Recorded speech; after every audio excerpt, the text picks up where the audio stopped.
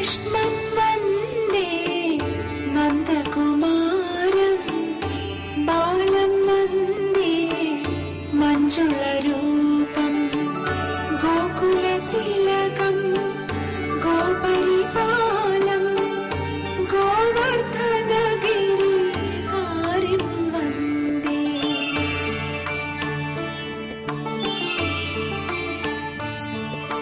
കൃഷ്ണൻ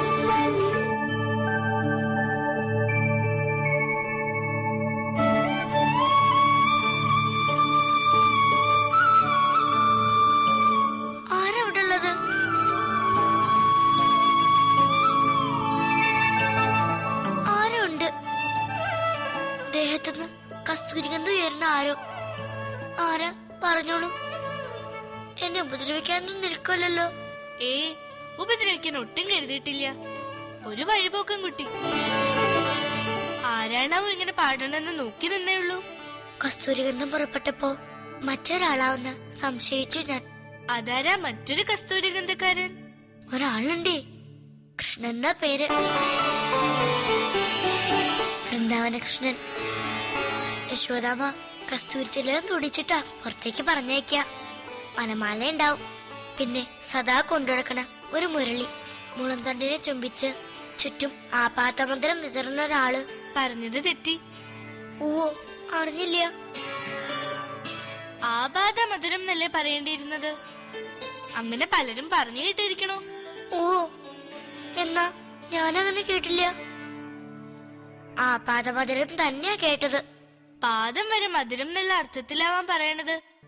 ആവാം, എന്നാല് ഞാൻ കേട്ടറിഞ്ഞത് വിശ്വസിച്ചുപോയി. ആപാതമധുരം തന്നെ കേട്ടത്. ആർക്കാ തെറ്റുപറ്റിയെന്ന് നിശ്ചയില്ല. എന്താ ഈ ആപാത മധുരം? അനുഭവിക്കണ ആ നിമിഷം മുതലുള്ള മധുരം. ആ മധുര കൃഷ്ണന്റെ മുരളീനാഥത്തിന്. അതിനാ ആപാത മധുരം എന്ന് പറയണത്. അതല്ല, ഇനി മറ്റേത്താണ് കുട്ടിക്ക് വേണ്ടെന്ന് വെച്ചാല് ആയിക്കോട്ടെ, എനിക്കൊരു വിരോധവും ഇല്ല. ഇത്രയ്ക്ക് വിശേഷമായിട്ട് പറയാൻ കുട്ടി കേട്ടിട്ടുണ്ടോ ആ മുരളീനാഥം? നേരിട്ട് കേട്ടിട്ടില്ല. അതിനുള്ള യോഗമായിട്ടുണ്ടാവില്ല ചിലപ്പോ. പക്ഷേ മനസ്സിൽ കേൾക്കണു. ഇപ്പോഴും കേൾക്കണുണ്ട്. അതിന് ഇവിടെ ഇപ്പൊ ആരും മുരളി വായിക്കണില്ലല്ലോ. ഇല്ല, സത്യ. പക്ഷേ വൃന്ദാവനത്തില് എവിടെ ഇരുന്ന് വായിക്കണുണ്ട്. അതാ ഞാൻ കേക്കണേ. അതിന് താളത്തിലാ, അതിന്റെ രാഗത്തിലാ ഞാൻ പാടണേ. എന്താന്നും മിണ്ടാത്തത്?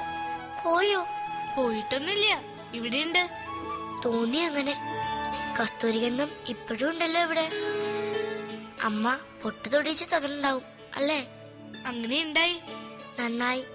കൃഷ്ണനെ പോലെ, വൃന്ദാവന കൃഷ്ണനെ പോലെ നല്ല കുട്ടികളുടെ ഭാഗ്യം ഉണ്ടാവട്ടെ. കുട്ടി പറയണത് കേൾക്കുമ്പോ ഇതൊരു അനുഗ്രഹമായിട്ട് തോന്നണു. അനുഗ്രഹം തരിക ഗുരുക്കന്മാരാ. ഞാൻ ഗുരുവല്ല. പക്ഷേ പ്രാർത്ഥന എല്ലാവർക്കും ആവാം. ഈ പാവം കണ്ണുകൂട്ടി പെണ്ണിനും ആവാം. പ്രാർത്ഥിക്കണു, ഞാൻ പ്രാർത്ഥിക്കണു. നടക്കട്ടെ. കൃഷ്ണൻ